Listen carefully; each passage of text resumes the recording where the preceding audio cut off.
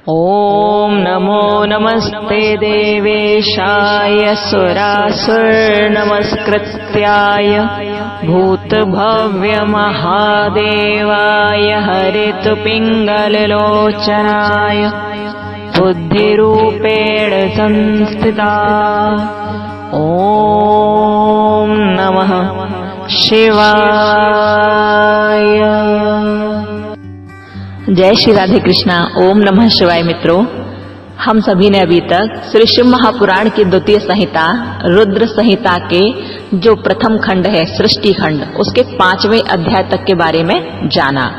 5वें अध्याय में देवर्षि नारद जी ने ब्रह्मा जी से पूछा था कि पिताजी, मैं जानना चाहता हूं कि शिव तत्व क्या है और भगवान शिव तत्व का निर्माण कैसे हुआ, उनका प्राकट्य कैसे हुआ, उनका गृहस्थ धर्म कैसे चला, उनका विवाह कैसे हुआ। मैं ये सब जानना चाहता हूँ। आपसे निवेदन है कि आप मुझे बताएं। ये सुनकर ब्रह्मा जी मुस्कुराकर बोले, अवश्य मैं तुम्हें बताता हूँ जो तुमने मुझसे पूछा है। कहने लगे, नारद देखो, जब कल्प के कल्प बीतते जा रहे थे ना, तो संसार में कुछ भी नहीं था, सब खाली पड़ा हुआ था। तभी एक दिव्य ज्योति प्रकट हुई और वो दिव्य ज्योति बहुत बड़ी थी। उसका ना कोई आदि था ना कोई अंत था। जब वो दिव्य ज्योति प्रकट हुई तो वो कोई और नहीं, वो परम ब्रह्म परमात्मा थे और उन्हीं परम ब्रह्म परमात्मा को सदाशिव कहा गया। जब वो सदाशिव नाम की दिव्य ज्योति प्रकट हुई तो विचार किया कि कुछ करना चाहिए। अब उस दिव्य ज्योति ने क्या किया कि अपने ही विग्रह से, यानी कि अपने ही उसी ज्योति से एक दूसरी ज्योति प्रकट की, यानी कि भगवान सदाशिव ने अपने ही द्वारा एक दूसरी ज्योति प्रकट की। और जैसे ही वो दूसरी ज्योति प्रकट की तो उसने एक सुंदर सा आकार ले लिया, और जब सुंदर आकार ले लिया तो अष्टभुजाओं वाली माता की सी प्रतीत हुई।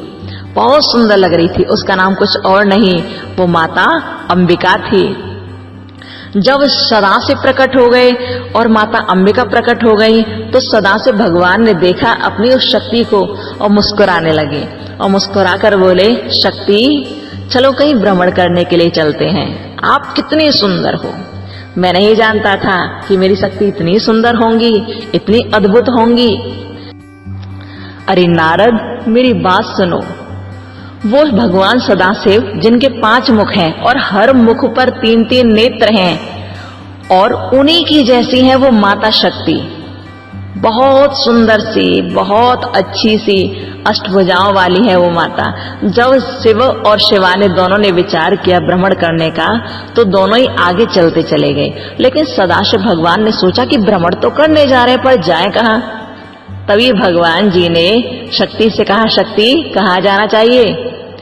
शक्ति ने कहा, प्रभु जहां आप ले चलें और जहां आपका मन हो। तभी भगवान सदाशिव ने शिवलोक की स्थापना की। शिवलोक बहुत सुंदर लगता था। अब शिवलोक कुछ और नहीं, जानते हो क्या है? वो काशी है। हाँ जी, काशी नगरी। काशी नगरी का निर्माण स्वयं भगवान सदाशिव ने अपने हाथों से किया। कहते हैं कि काशी में जो मरता है ना, या काशी में जो रहता है ना, अंत में उसे मोक्ष की प्राप्ति होती है। इतनी अच्छी जगह है काशी। और काशी के अलावा 6 जगह और ऐसी हैं, 6 नगर और ऐसे हैं जहां मरने पर मोक्ष की प्राप्ति होती है। पुराणों में लिखा है ना कि कुल मिलाकर 7 जगह ऐसी हैं जहां मरने पर मोक्ष मिलता है। अयोध्या, मथुरा, माया, काशी, कांची, अवंतिका, पुरी, द्वारावती चैव सप्तैता मोक्षदायिका। अर्थात अयोध्या, मथुरा, माया, माया यानी कि हरिद्वार, और काशी, कांचीपुरी, अवंतिका, अवंतिका यानी कि उज्जैनी, और द्वारिका। तो ये 7 जगह ऐसी हैं जहां मरने पर मोक्ष की प्राप्ति होती है। भगवान सदाशिव ने शिवलोक की स्थापना की, यानी कि काशी की स्थापना की। और जब काशी पूरी सुंदर तरह से बना दी तो वहां जाकर विहार करने लगे भगवान शिव और माता अंबिका। चूंकि वो काशी नगरी का निर्माण आनंद के लिए किया गया था, आनंद के लिए काशी का निर्माण किया गया था, इसलिए उस काशी का एक नाम आनंद वन भी है और उसका एक नाम अभिमुक्त भी है। क्योंकि भगवान शिव चाहे कितना भी प्रलय काल आ जाए, लेकिन प्रलय काल के समय भी उस क्षेत्र को, यानी कि काशी नगरी को, अपने सानिध्य से मुक्त नहीं होने देते। कितनी परेशानी आ जाए, लेकिन भगवान शिव काशी नगरी को अपने सानिध्य से मुक्त नहीं करते।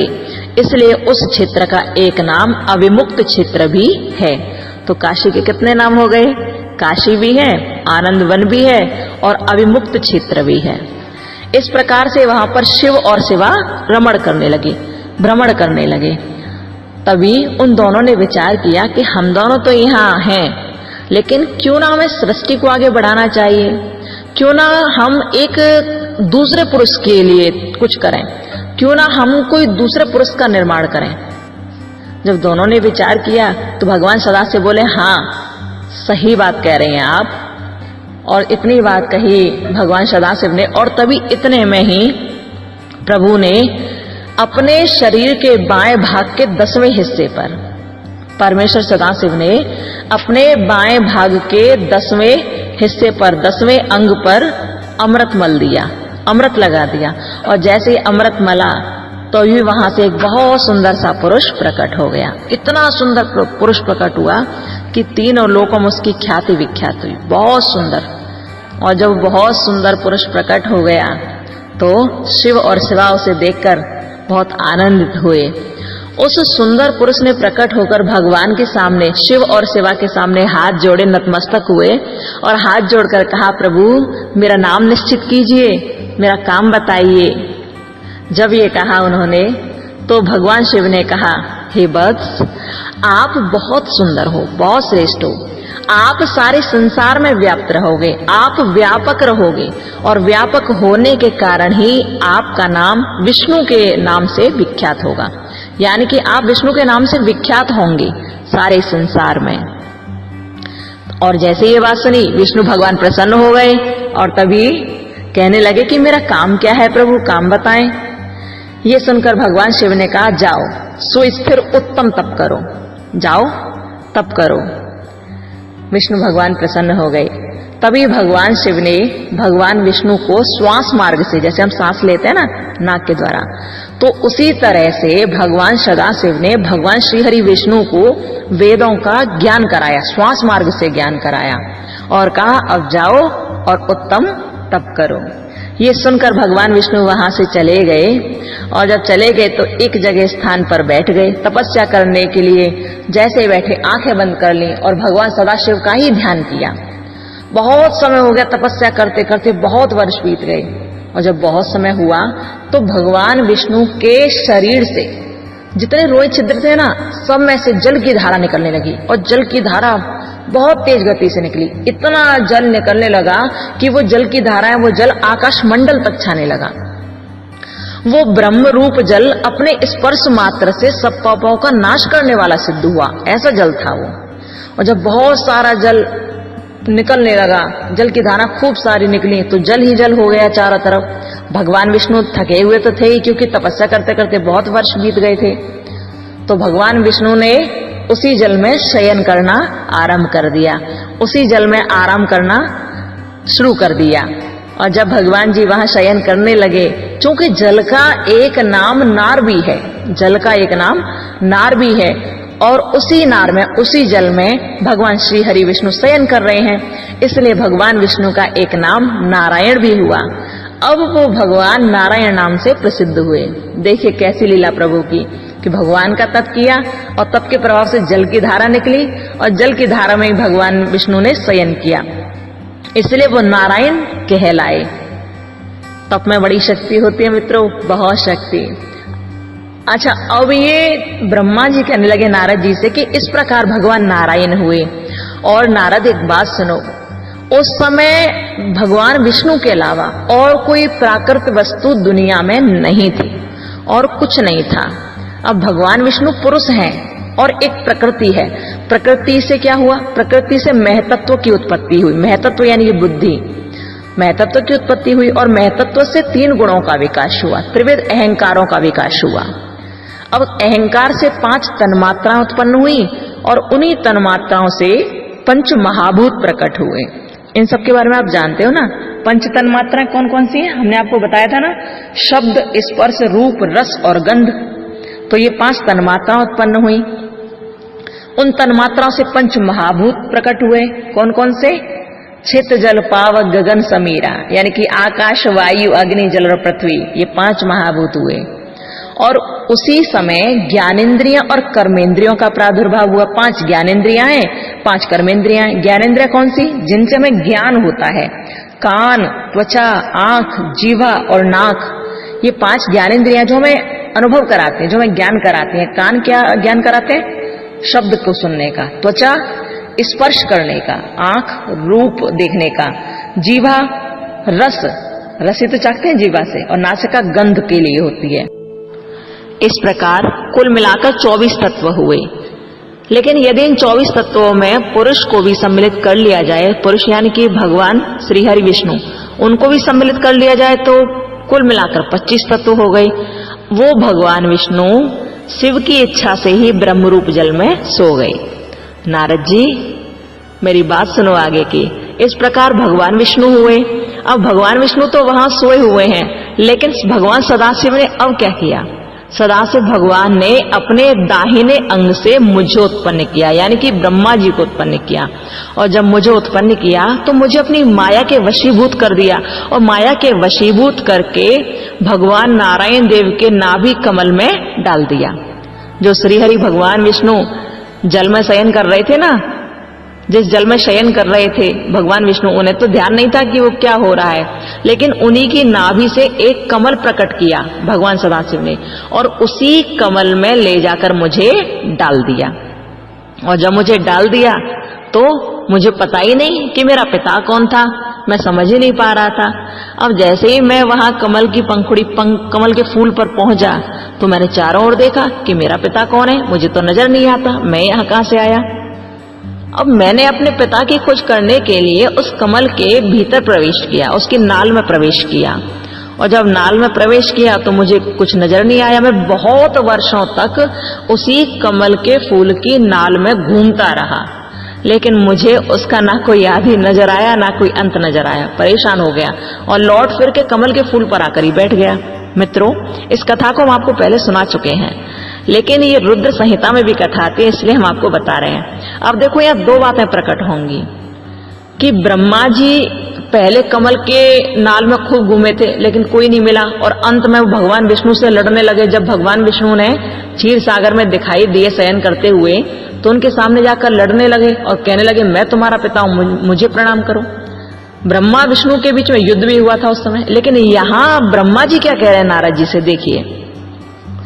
ब्रह्मा जी ने कहा, नारद, मैं कमल के फूल की नाल में खूब घूमा, लेकिन मुझे नहीं पता चला कि मेरा जन्मदाता कौन है, मुझे जन्म देने वाला कौन है। अब तो मैं कमल के फूल पर आकर बैठ गया, और तभी कुछ समय बाद क्षीर सागर में गया तो देखा वहां भगवान विष्णु हैं। वहां जाकर मैंने हाथ जोड़े, प्रणाम किया, और किसी कारणवश हम लोगों के बीच में थोड़ा सा विवाद हो गया, और तभी हम लोगों के बीच में एक अग्नि स्तंभ प्रकट हो गया।